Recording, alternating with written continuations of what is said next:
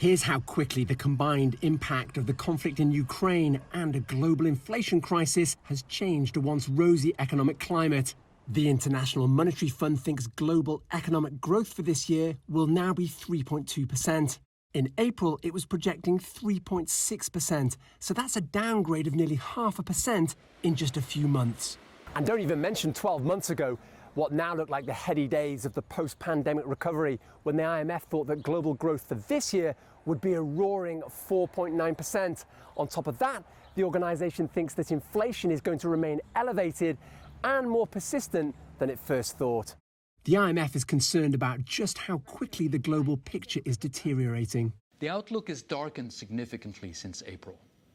The world may soon be teetering on the edge of a global recession, only 2 years after the last one. And speaking of recession, for the US in particular, it's quite a week for these revisions to be released. On Wednesday, the central bank is expected to impose another steep rise in its benchmark interest rate to tighten those financial conditions and try to bring inflation under control. And that's before economic data on Thursday confirms whether or not the US economy contracted in the first 6 months of the year, sending it into recession. Owen, Fairclough, CGTN, Washington.